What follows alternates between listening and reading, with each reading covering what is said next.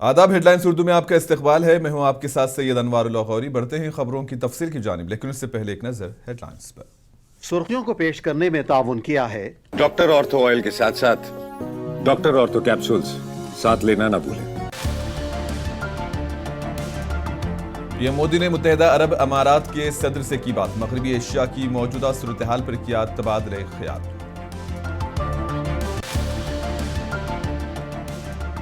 श्रीनगर में ईद उल फित्र की खरीदारी में आई तेजी, बाजारों में देखा जा रहा है अवाम का हुजूम।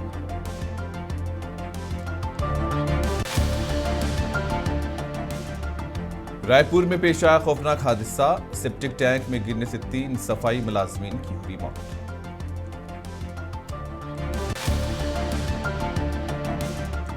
ईरान के 2 आला सिक्योरिटी एहलकारों की मौत पर इलाकाई कशीदगी में हुआ इजाफा। ईरान ने इसराइल और खलीजी ममालिक पर दागे मिसाइल।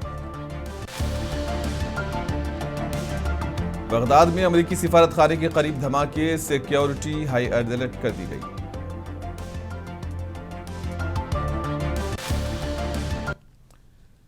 वजीर आजम मोदी ने मुत्तहिदा अरब अमारात के सदर से फोन पर बात की। मगरबी एशिया की मौजूदा सूरत हाल पर तबादला ख्याल किया और आबनए हरम्स के जरिए महफूज और बिला रुकावट नेविगेशन को यकीनी बनाने पर इत्तेफाक किया। बातचीत के दौरान वजीर आजम ने खलीजी मुल्क पर होने वाले तमाम हमलों की शदीद मजम्मत की और मगरबी एशिया में अमन सलामती और इस्तेहकाम की जल्द बहाली के लिए मुत्तहिदा अरब अमारात के रहनुमा के साथ काम जारी रखने पर इत्तेफाक किया। वजीर आजम ने एक सोशल मीडिया पोस्ट में लिखा कि मेरे भाई मुत्तहिदा अरब अमारात के सदर शेख मोहम्मद बिन जैद अल नहयान से बात की और ईद की पेश की नेक ख्वाहिशात का इजहार किया।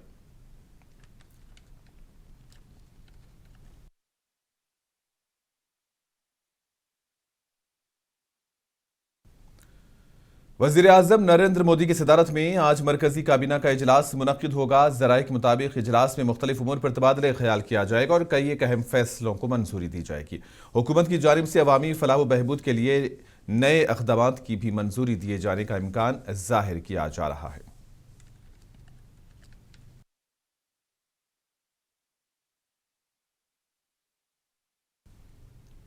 बीजेपी के दिलीप घोष ने मगरबी बंगाल की वजीर आला ममता बनर्जी को तनकीद का निशाना बनाया। इन्होंने कहा कि ममता बनर्जी हमेशा उन लोगों की मुखालिफत करती हैं जो सही काम करते हैं। इन्होंने कहा कि यह ममता बनर्जी की पुरानी रिवायत रही है कि वह कानून की सख्ती और शफाफ तर्ज हुक्मरानी के खिलाफ खड़ी नजर आती है। टीएमसी के लिए दमदार है। खड़गपुर में उनके पास दमदार कौन है? टीएमसी में खड़गपुर में कौन सा नेता है? नहीं है कोई। वहाँ लोग कमल फूल को वोट देते हैं। लगातार कई इलेक्शन में हम लोग जीत रहे हैं, हर बार मार्जिन बढ़ाते हैं। इस बार वहाँ पोलिंग कम होती है, वोट भी कम होता है। मुझे 90,000 तक वोट मिला है वहाँ। इस बार 1 लाख पार करने का हमारा टारगेट है। बीजेपी के साथ लड़ रहा है, हमारा टारगेट बढ़ाने। नहीं, गणेश कुमार राजीव कुमार नहीं है कि वर्दी में भी टीएमसी का काम करेंगे, पार्टी को बचाने के लिए सारा फाइल गायब कर देंगे। ऐसा नहीं करते हैं। गणेश कुमार हो कोई भी, इसके पहले भी चुनाव कमीशन आए, टीएन सेशन को लोगों ने देखा है, उसका भी आलोचना होता था। जो सही काम करेगा, कड़क स्टेप लेगा, उसका विरोध में ममता बनर्जी तो जाएंगे कम से कम। ये उनकी परंपरा रही है और इसीलिए देखिए इस बार उनकी हालत कितनी खराब है। चुनाव कमीशन के खिलाफ धरना, अदालत के खिलाफ धरना, सेंट्रल फोर्स के खिलाफ, सबके खिलाफ, केंद्र के खिलाफ, राष्ट्रपति के खिलाफ, राज्यपाल के खिलाफ। देश की संविधान और परंपरा और व्यवस्था के खिलाफ जो लड़ाई लड़ता है ना, उसको लोग क्षमा नहीं करते। इसलिए अभी बैकफुट में है। 74 कैंडिडेट सिटिंग एमपी एमएलए को हटा दिए। क्यों? पहले तो किसी को भी खड़ा करके बोलते थे, देखिए 294 सीट में मैं कैंडिडेट हूँ, जीता ही है, और जीता भी है। लेकिन आज वो दिन नहीं है। जनता पूरा उसका बदलने वाला है। परिवर्तन का चुनाव है इस बार, उनको भी समझ में आ गया, इसलिए बैकफुट पर है। जम्मू कश्मीर के श्रीनगर गोनी खान मार्केट में ईद उल फित्र की खरीदारी के लिए अवाम का हुजूम देखा जा रहा है। दुकानदारों ने कहा कि वो ईद उल फित्र के पेश नज़र बाजारों में बढ़ते हुए लोगों की तादाद से खुश है। ईद उल फित्र के ज़िमन में मेहंदी के फनकार, जिनमें से कुछ दूसरी रियासतों से आए हैं, उन्होंने कहा कि वो वादी में आकर अपनी खिदमात पेश करने पर खुश है।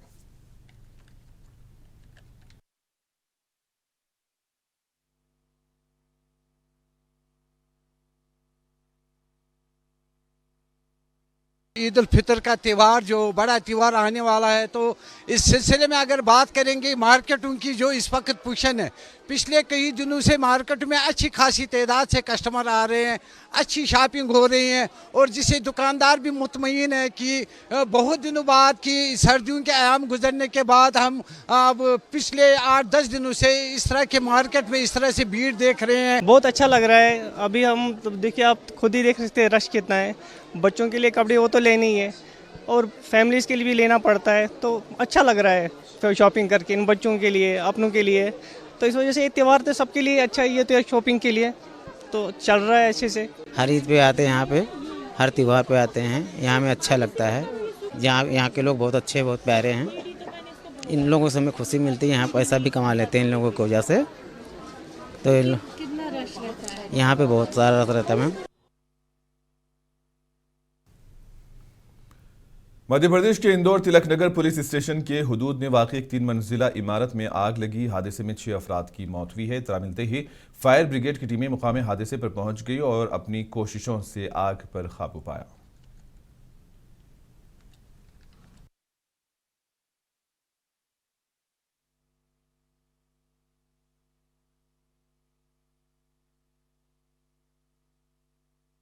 ये जो यहाँ पर हम लोग खड़े हैं ब्रिजश्री नेक्स पे, ये फायर एक घर पे लगा हुआ था और कारण अभी हम लोग एसेस कर रहे हैं, बट जो व्हीकल चार्जिंग का पॉइंट था उससे ही आग लगने की अभी संभावना बताई जा रही है।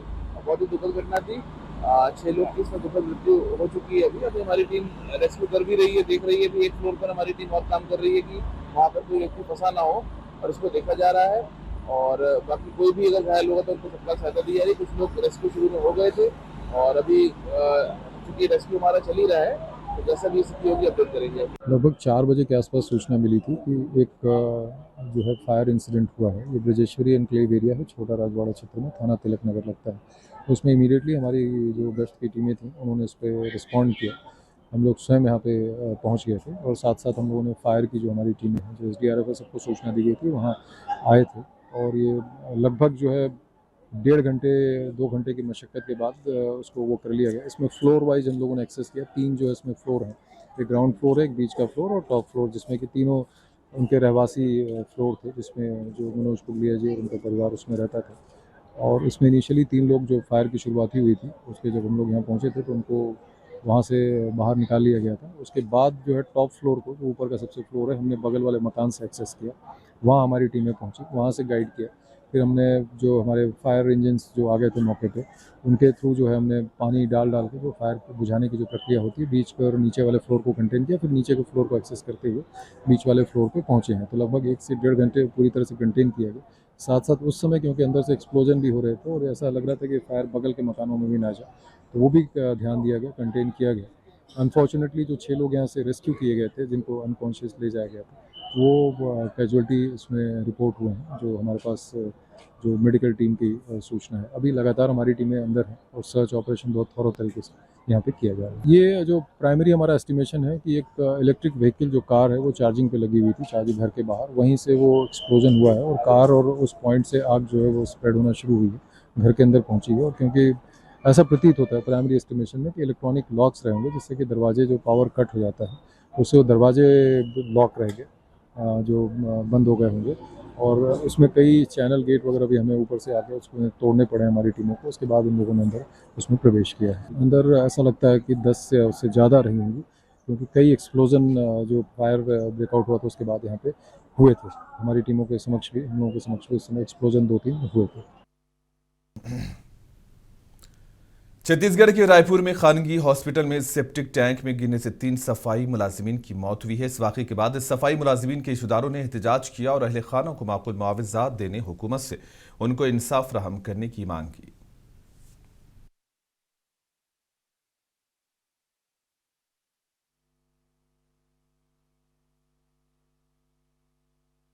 यही बोल रहा हूँ कि मेरा जो भाई है 24 साल का है, वो अगर ना जिंदा रहता कितना कमाता?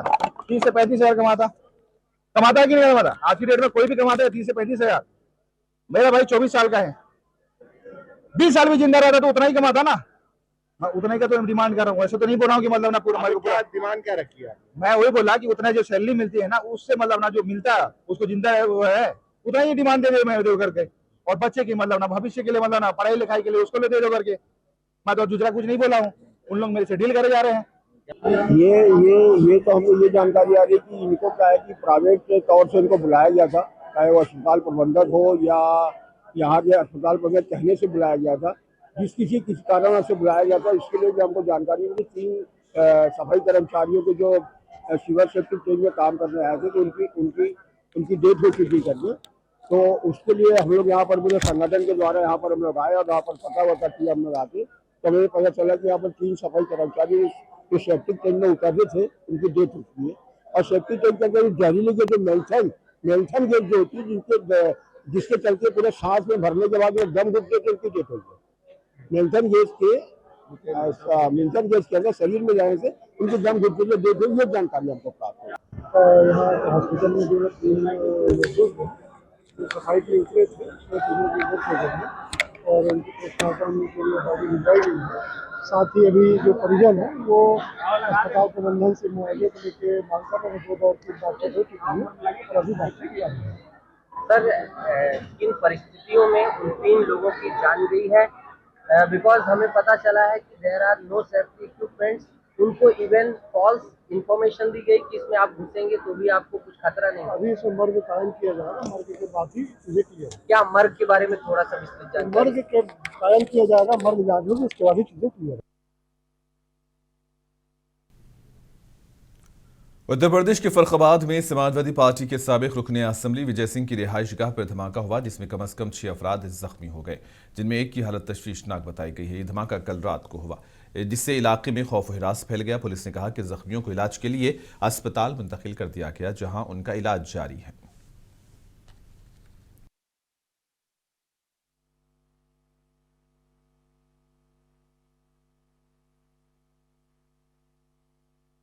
देखिए, आप मौके पर हैं अभी और लगभग 7:30 पौने 8 बजे एक धमाका के साथ पकड़ेगा पूर्व माननीय विधायक श्री विजय सिंह के घर के बेसमेंट में कुछ विस्फोट हुआ और उसमें 6 लोग घायल बताए गए हैं और तत्काल उनको लोहिया हॉस्पिटल जिला अस्पताल में उपचार के लिए भेजा गया है।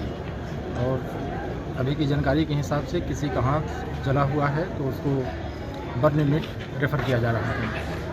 सर, पुलिस ने अभी तक कुछ क्या प्रथम दृष्टया कुछ निकलने की बात आई है क्या कुछ?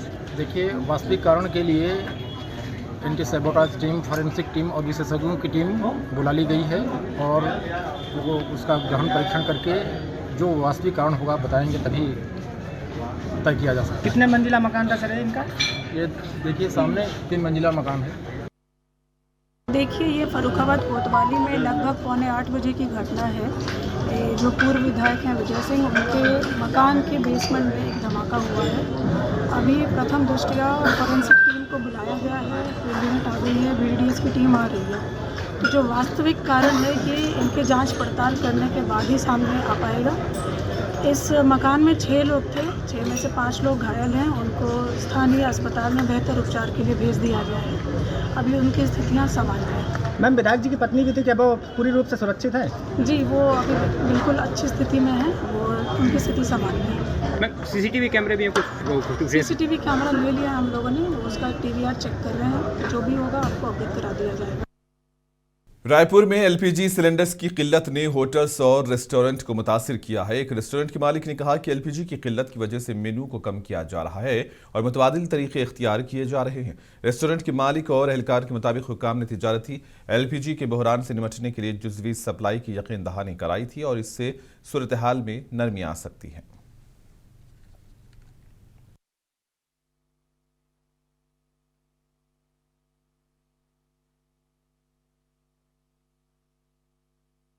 हमारे रेस्टोरेंट्स में तो डिलीवरी बिल्कुल होली के बाद से बंद थी।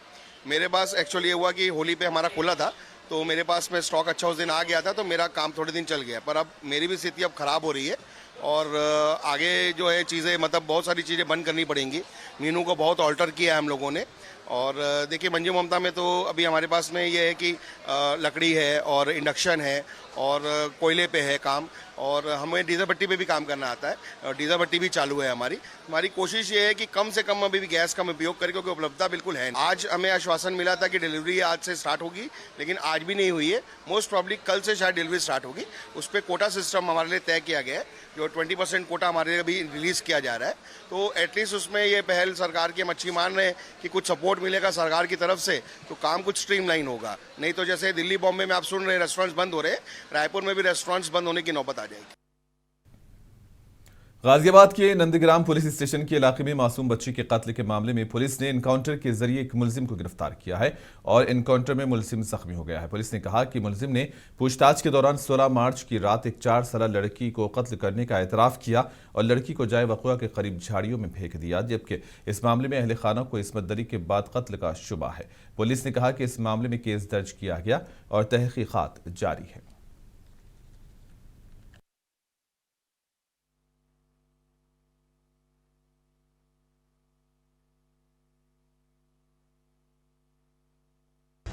आज दिनांक 18 मार्च 2026 को थाना नंदग्राम में पंजीकृत मुकदमा अपराध संख्या 129/26 में आरोपी गौरव प्रजापति पुत्र लिखीराम निवासी नूरनगर थाना नंदग्राम गाजियाबाद द्वारा पूछताछ में बताया गया कि उसने नाबालिग बच्ची की हत्या की है और हत्या करने बाद अपने खून से सने हाथों को एक रुमाल से साफ करके घटनास्थल के पास झाड़ी में फेंका गया है। अभियुक्त की निशानदेही पर बरामदगी हेतु पुलिस टीम द्वारा घटनास्थल पर लाया गया, जहां पर अभियुक्त द्वारा पूर्व से ही छिपाए गए अवैध हथियार से पुलिस पर जानलेवा हमला हेतु फायरिंग किया गया।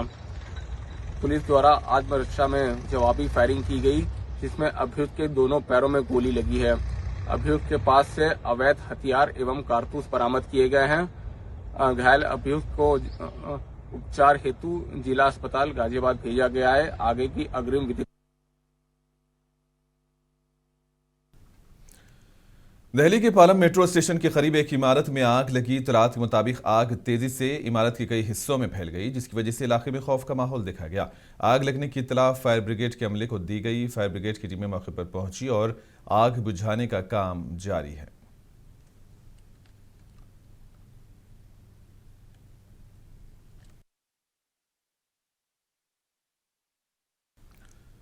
तेलंगाना और शहर हैदराबाद के मुख्तलिफ मकामात पर कल देर रात और आज सुबह बारिश हुई। बारिश की वजह से गर्मी की शिद्दत में कमी आई है, जिससे शहरियों ने राहत की सांस ली है। ताहम बारिश की वजह से बाज़ नशीबी इलाकों और सड़कों पर पानी जमा हो गया, जिसकी वजह से ट्रैफिक में खलल पड़ा, जबकि सड़कों पर जमा पानी के नक्कासी का काम जारी है।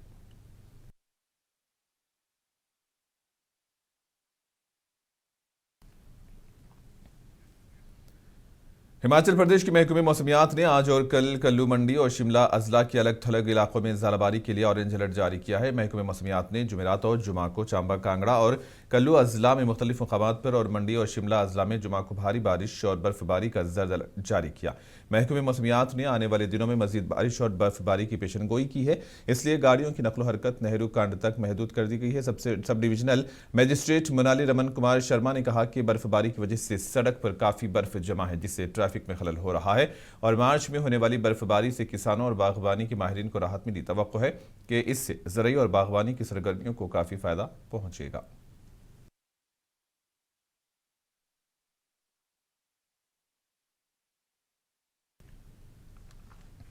यूक्रेन के सदर व्लादिमीर ज़ेलेंस्की ने लंदन में बरतानवी वज़ीर-ए-आज़म केयर स्टारमर के साथ अपनी पहली बाज़ाब्ता स्ट्रैटेजिक बातचीत की है, जो दोनों ममालिक के दरमियान दिफाई ताउन में एक अहम कदम है। ज़ेलेंस्की ने कहा कि बातचीत में यूक्रेन की सरहद पर मौजूदा सूरत-ए-हाल बशमूल रूस के मुसलसिल हमलों और मुल्क की फौरी दिफाई और ज़रूरियात पर तवज्जो मरकूज़ की गई है। दोनों फ़रीक़ैन ने इजाफी मिसाइल सपोर्ट और तकनीकी ताउन पर जोर देते हुए मुश्तरका दिफाई पैदावार और बिलखुसूस फ़िज़ाई दिफाई निज़ाम को बढ़ाने पर गौर किया। यूक्रेनी सदर ने कहा कि मशरिक़ी वस्ता में कशीदगी समेत वसी तर इलाकाई पेशरफ्त भी बातचीत का हिस्सा थी। इन्होंने बरतानिया और वज़ीर-ए-आज़म केयर स्टारमर की मुसलसल हिमायत पर शुक्रिया अदा किया और मुआहदे को यूक्रेन की सलामती और लचक को बढ़ाने की जानिब एक अहम कदम करार दिया।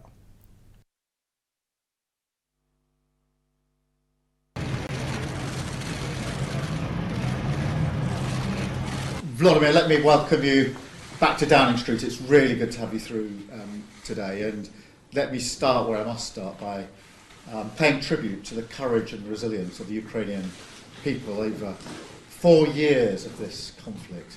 They've shown incredible courage, both on the front line and the civilians, day in, day out. And I hope you can convey to them again that the UK stands with them for as long as it may take.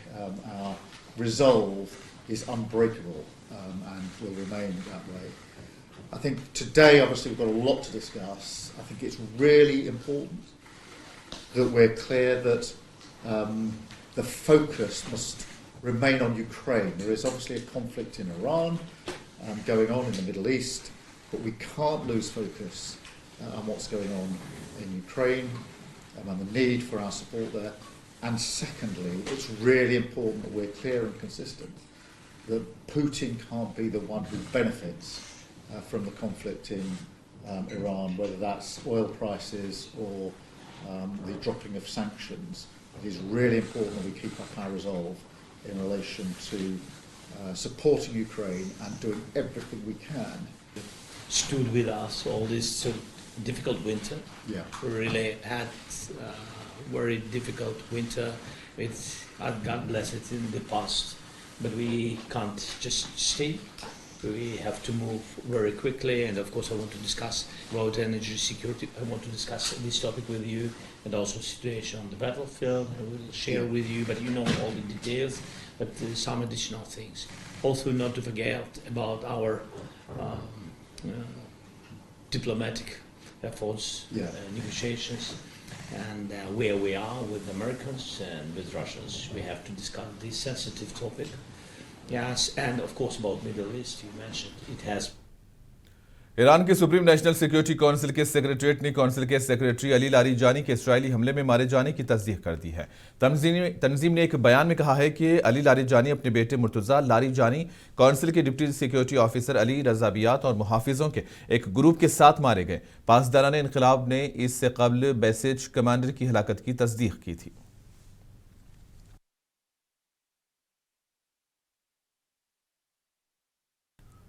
Iran ने चहारशंबे के रोज Israel और कई खलीजी अरब ममालिक पर मिसाइलों और drones का हमला किया, जिससे इसराइल की जानिब से तेहरान के 2 आला सिक्योरिटी एहलकारों की हलाकत के बाद इलाकाई कशीदगी में इजाफा हुआ। हलाक होने वालों में ईरान के सुप्रीम नेशनल सिक्योरिटी काउंसिल के सेक्रेटरी अली लारीजानी और पासदारान इनकलाब के बेसिज फोर्स के सरबराह जनरल गुलाम रजा सुलेमानी भी शामिल हैं। ईरानी हुकाम ने इनकी हलाकतों की तस्दीक करते हुए दोनों को दाखिली सलामती को बरकरार रखने और मुजाहिरों को दबाने में अहम किरदार करार दिया। तल अवीव समेत पूरे वस्ती इसराइल में मिसाइल सायरन बजने लगे।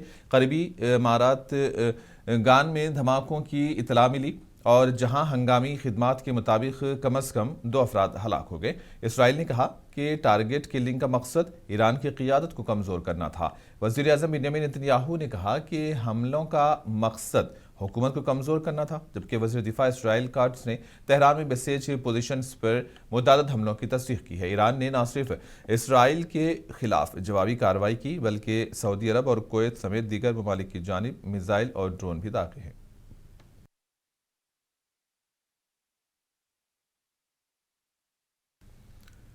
बगदाद का ग्रीन जोन इलाका एक बार फिर धमाकों और ड्रोन हमलों से गूंज उठा। इतलात के मुताबिक ये धमाके अमरीकी सिफारत खाने के करीब हुए हैं। मीडिया रिपोर्ट्स के मुताबिक ग्रीन जोन में ड्रोन की सरगर्मियां देखी गई हैं, जबकि 2 ड्रोन्स को फिजा में ही नाकारा बना दिया गया है, जबकि एक ड्रोन रेडार से गायब हो गया, जिसकी तलाश जारी है। ताहम सिक्योरिटी हाई अलर्ट कर दी गई है और इलाके में निगरानी सख्त कर दी गई है।